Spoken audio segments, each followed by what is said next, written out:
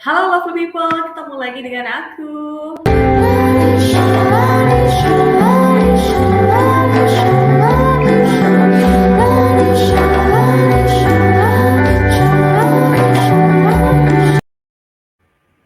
Lisa Noviana, penyuluh hukum ahli muda dari Badan Pembinaan Hukum Nasional. Ya, lovely people, kali ini kita akan ngebahas tentang subjek hukum di Indonesia.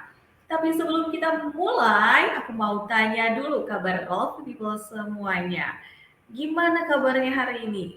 Semoga selalu sehat, bugar, dan bahagia. Itu harapannya ya, karena saya juga sekarang sedang dalam keadaan yang baik-baik saja and happy gitu.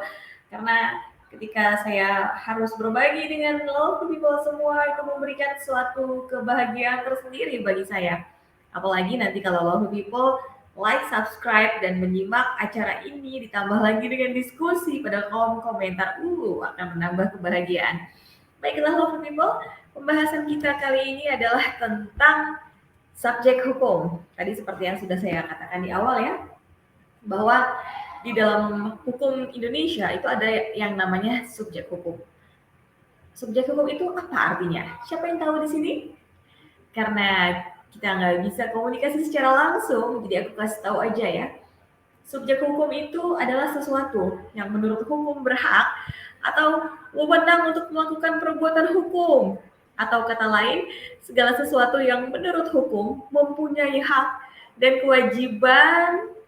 Pada umumnya, subjek hukum itu adalah manusia dan badan hukum.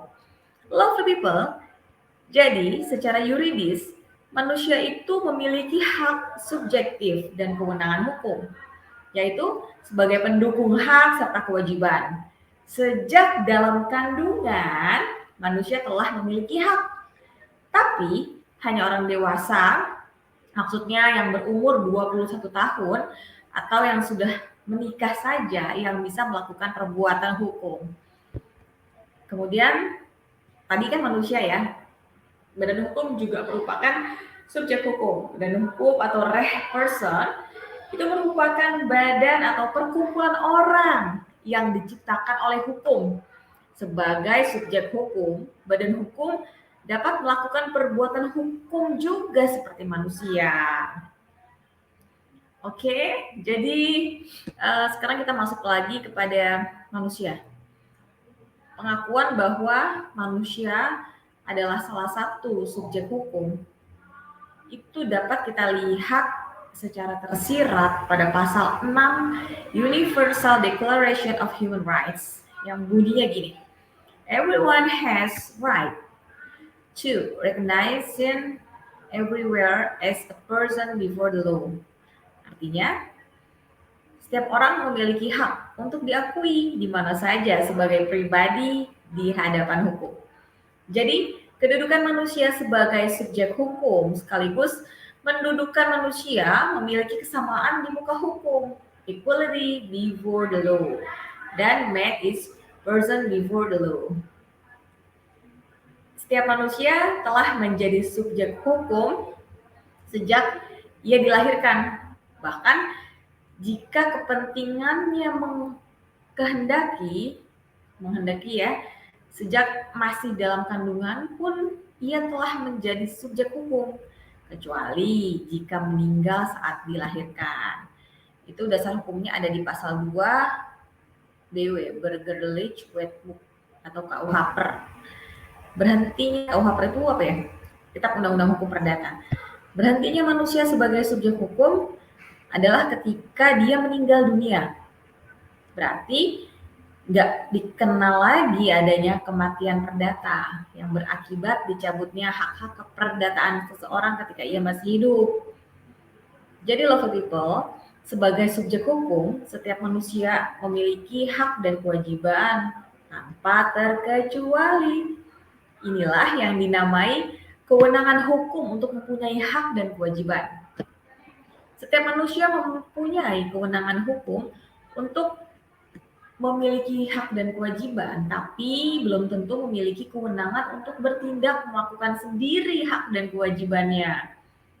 Apa maksudnya? Bahwa tidak semua manusia memiliki kewenangan untuk bertindak. Kewenangan bertindak adalah kecakapan yang diakui oleh hukum untuk melakukan perbuatan-perbuatan hukum sendiri. Tidak setiap manusia memiliki kewenangan untuk bertindak. Golongan manusia yang tidak cakap untuk melakukan perbuatan hukum sendiri disebut persona miserable. Wah, bacaannya gimana ya? Ya gitulah pokoknya ya. Penjelasannya tuh kayak gini penjelasannya. Yang pertama, manusia yang belum mencapai usia 21 tahun dan belum kawin. Penjelasannya adalah seseorang yang belum mencapai usia 21 tahun dan belum kawin, belum diizinkan untuk melakukan perbuatan hukum sendiri, lovely people. Walaupun memang diakui oleh hukum bahwa sejak dilahirkan, bahkan jika kepentingannya menghendaki sejak ia masih dalam kandungan, ia sudah memiliki hak dan kewajiban. Kedua, manusia dewasa yang berada di bawah pengampuan atau pratel. Pada umumnya, semua manusia yang telah berusia 21 tahun atau telah kawin dianggap telah mempunyai kewenangan untuk melakukan perbuatan hukum, kecuali bagi yang berada di bawah pengampuan atau pratel, baik karena gangguan kejiwaan maupun karena pemboros. Ada di pasal 433 BW. Jadi, ada dua jenis penyebab ditaruhnya seseorang di bawah pengampuan atau pratel, yaitu satu, orang yang sakit ingatan, dan dua, pemboros atau pemabuk. Untuk pemboros atau pemabuk, nih, ketidakcakapannya untuk bertindak hanya terbatas pada perbuatan-perbuatan di bidang hukum harta kekayaan saja. Orang yang sakit ingatan pun masih bisa dibedakan atas yang mengidap neurosis dan mengidap psikopat misalnya. Neurosis itu kan artinya ketidaknormalan sebagian sistem kejiwaannya ya, sedangkan psikopat adalah ketidaknormalan yang hampir menyeluruh pada jiwanya. Seseorang yang berada di bawah kuratel di dalam melakukan perbuatan hukum harus diwakili oleh kurator atau pengampunya. Kurator atau pengampu ini ditunjuk oleh pengadilan berdasarkan suatu penetapan. Penetapan, ingat ya. Kemudian di dalam pasal 433 sampai 434 BW Burgerly Book atau Kitab Undang-Undang Hukum Perdata disebutkan 3 buah alasan tentang ditaruhnya seseorang di bawah kuratel, yaitu 1, lemah pikiran, 2, kekurangan kemampuan berpikir atau sakit ingatan atau dungu, 3, pemboros. Seseorang yang mulai di bawah kuratel, sejak penetapan pengadilan diucapkan, seseorang itu disebut kurandus. Nah, bagi seorang kurandus yang mempunyai pasangan, suami atau istri, maka pasangannya lah yang diangkat menjadi kuratornya, kecuali jika ada hal-hal penting yang mengakibatkan penilaian dari hakim mengangkat orang lain sebagai kurator. Kemudian selanjutnya, istri yang tunduk pada BW. Sebagian dari kita ya, kita tahu di bidang hukum perdata ada beberapa subsistem hukum yang diberlakukan dahulu oleh pemerintah Hindia Belanda. Salah satunya adalah mereka yang tunduk pada BW, Kitab Undang-Undang Hukum Perdata. Istri-istri yang tunduk pada BW itu menurut pasal 110 dianggap tidak cakap untuk bertindak. Ia harus diwakili oleh suaminya. Persoalan praktis yang timbul adalah dikeluarkannya Surat Edaran Mahkamah Agung Republik Indonesia nomor 3 tahun 1963 yang menganggap tidak berlaku lagi beberapa pasal BW, diantaranya pasal 108 dan 110 tentang ketidakwenangan istri untuk melakukan perbuatan hukum. Kemudian SEMA nomor 3 tahun SEMA nomor 3 tahun 1963 menganggap istri yang tunduk pada BW sudah memiliki kewenangan untuk melakukan perbuatan hukum sendiri dan tidak perlu lagi diwakili oleh suaminya. Jika kita sekedar memandang dari optik yuridis dogmatik, maka persoalan yang timbul adalah sehubungan dengan hierarki perundang-undangan. Sebab Secara formal, derajat suatu kodifikasi seperti BW jauh lebih tinggi dari SEMA karena secara yuridis formal tidak mungkin suatu SEMA menghapuskan berlakunya pasal-pasal dari BW yang merupakan kodifikasi. Persoalannya akan menjadi lain jika kita memandangnya dari optik non-yuridis dogmatik. SEMA nomor 3 tahun 1963 itu seharusnya kita pandang dari segi praktisnya saja ya. Karena SEMA itu merupakan pendapat Mahkamah Agung Republik Indonesia. Maka para hakim di tingkat pengadilan negeri dan tingkat banding akan menyadari bahwa kalaupun memutus yang bertentangan dengan SEMA itu, pada akhirnya Mahkamah Agung akan membatalkan putusan mereka. Secara yuridis, emang SEMA itu hanya bersifat administratif yang harus mengikat bawahan Mahkamah Agung. Tapi sekali lagi, secara praktis mengikat hakim pengadilan negeri dan pengadilan tinggi dengan alasan yang telah kita sebutkan di atas tadi. Ya, kira-kira seperti itu. Karena itulah hukum nggak memberikan kewenangan bertindak sendiri melakukan perbuatan hukum ya. Tadi kita sudah bahas tentang manusia.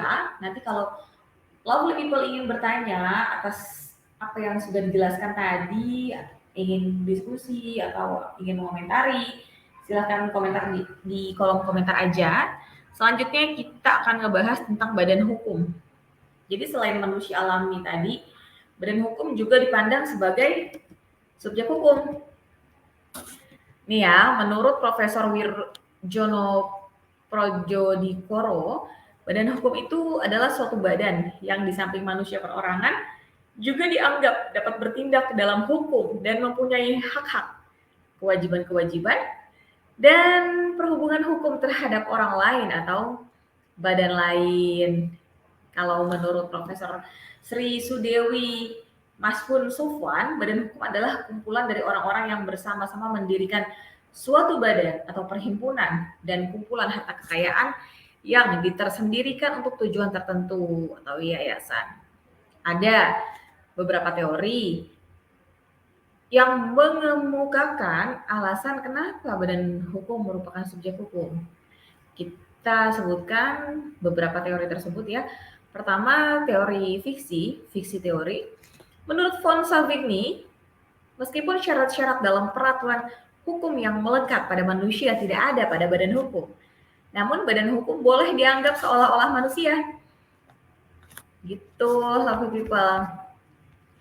Nah, dalam pandangan penganut teori fiksi ini, badan hukum disamakan dengan manusia hanya sebagai perumpamaan atau fiksi saja. Sehingga perbuatan hukum yang dalam pelaksanaannya memperlakukan jiwa manusia seperti ketakutan dalam suatu paksaan tidak berlaku bagi badan hukum. Kelemahan dari teori fiksi ini adalah teori ini tidak mampu menjawab permasalahan mengenai siapa yang akan digugat apabila seorang mengalami kerugian akibat dari tindakan badan hukum atau siapa yang akan menggugat apabila perbuatan seseorang merugikan badan hukum. Kedua, teori organ atau organ teori. Otto von Guericke mengemukakan bahwa badan hukum adalah sesuatu yang sungguh-sungguh ada di dalam pergaulan hukum yang mewujudkan kehendaknya dengan perantaraan alat-alat atau organ-organ yang ada padanya, maksudnya pada pengurusnya ya. Menurut teori ini, peraturan-peraturan hukum yang tidak berlaku dalam pandangan teori fiksi tetap berlaku karena badan hukum memiliki organ yang dipandang sebagai jiwa dari badan hukum tersebut. Selanjutnya ada teori kekayaan tujuan. Abrams berpendapat bahwa badan hukum bukanlah kekayaan dari seseorang, melainkan kekayaan itu terikat pada tujuannya. Setiap hak tidak ditentukan oleh suatu subjek, tetapi ditentukan oleh suatu tindakan. Ditentukan oleh suatu tujuan maksudnya. Jadi nggak ditentukan oleh suatu objek ya, tapi tujuannya yang menentukan. Tapi teori ini punya kelemahan juga. Kelemahannya adalah teori kekayaan hanya sesuai untuk badan hukum berbentuk yayasan. Selanjutnya ada lagi teori milik kolektif. Menurut Planiol dan Molengraf, hak dan kewajiban badan hukum pada dasarnya juga menjadi hak dan kewajiban anggota secara bersama-sama, sehingga badan hukum hanyalah konstitusi yuridis yang pada hakikatnya adalah abstrak. Baik, lovely people, tadi sekilas tentang subjek hukum di Indonesia berdasarkan latar belakangnya kenapa manusia dan juga badan hukum bisa disebutkan sebagai subjek hukum kayak gitu. Sebenarnya selain ada subjek hukum ada juga objek hukum. Nah, untuk objek hukum ini nanti akan kita bahas di video selanjutnya. Kalau untuk subjek hukum cukup sekian dan semoga bermanfaat. Jangan lupa untuk terus mendukung channel ini, berikan like, subscribe, dan tentunya komentar. Silahkan mengajukan tanggapannya atau pertanyaan atau sekedar diskusi, silahkan. Nanti akan saya jawab apa yang lovely people tanyakan. Sampai di sini dulu perjumpaan kita kali ini. Sampai bertemu lagi dan selalu sehat, bugar, dan bahagia. Selamat siang, karena hari ini siang. Bye.